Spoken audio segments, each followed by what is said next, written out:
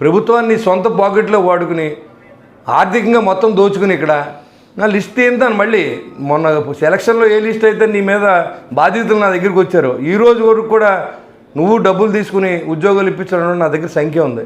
అన్నెసరీగా నేను మాట్లాడకూడదు. నేను మాట్లాడకపోతే నీ ఇష్టానుసారం మాట్లాడుతావు. నువ్వు నా దగ్గర బియ్యం అమ్మేనా చూపించు. నువ్వు నేను బియ్యం అమ్ముతూ ఉంటాను నీకు? అసలు నీ పిచ్చామని ఎక్కిందేంటి? అసలు అలాంటి వ్యాపారాలు నేను ఎప్పుడు చేయలేదు నా జీవితంలో. నేను కట్టిన ₹10 ఇన్కమ్ ట్యాక్స్ కట్టి సంపాదించాను.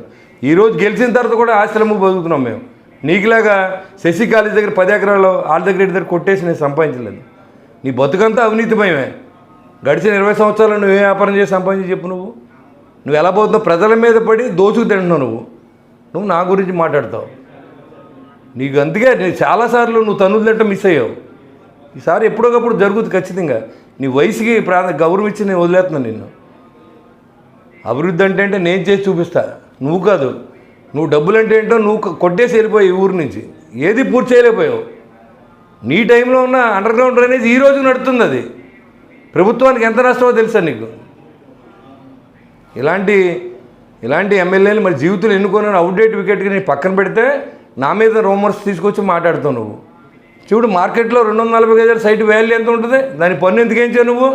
నీ తమ్ముడికి ఎదురుకుండా నీ తమ్ముడిని ఇబ్బంది పెట్టావు నువ్వు. నా దగ్గరికి వచ్చి తోట తిరుమతులతో ఫోన్ చేయించి, బాబు మేము షెడ్ వేసుకుంటాం, మన ఇలా ఇబ్బంది పెట్టాడని చెప్తే నేనే వేసుకోమని నీ కుటుంబ సభ్యులను కూడా. నువ్వు ఎవరైనా బతకనిచ్చావా? పోలీసులు అడ్డం పెట్టి నువ్వు ఊరంతా దోచావు. నీ బతుకంతా ప్రతిరోజు నేను ఇదే మాట్లాడతాను. ఇంకా నాకు కూడా తెలిసి నీ గురించి ఎలా మాట్లాడాలో. అన్నెసరీగా నన్ను డిస్టర్బ్ చేయకు. ఇవాళ ఎయిర్పోర్ట్ తీసుకొస్తే దాని మీద కోర్టుకు వెళ్ళమని సలహా ఇస్తావు నువ్వు. అసలు మీ చరిత్ర ఏంటి? నువ్వు చరిత్ర గురించి మాట్లాడుతున్నావు. మీ నాన్న ఎక్కడి నుంచి వచ్చాడు? కోయంబత్తూరు అంటారు మిమ్మల్ని, తెలుసా నీకు? మార్కెట్లో నువ్వేం మాట్లాడుతున్నావు? మా గురించి చెప్పు. మేము ఆస్తులు అమ్ముకుని, మా నాన్న టైం నుంచి ఆస్తులు అమ్ముకుని ఈ ఊళ్ళో వ్యాపారం చేసి ఆర్థికంగా దెబ్బతిని మళ్ళీ కోలుకుని చాలా అవసరపడ్డావు జీవితకాలం. నువ్వు చెప్పు. మీరు వ్యాపారం, నీ బతుకంతా రాష్ట్రం అంతా తెలుసు. నోరు మూసి కూర్చో. ఇంకా మాట్లాడితే నువ్వు చెప్పు దెబ్బలు తింటావు అనుకోండి. నేను తెలియజేస్తున్నావు.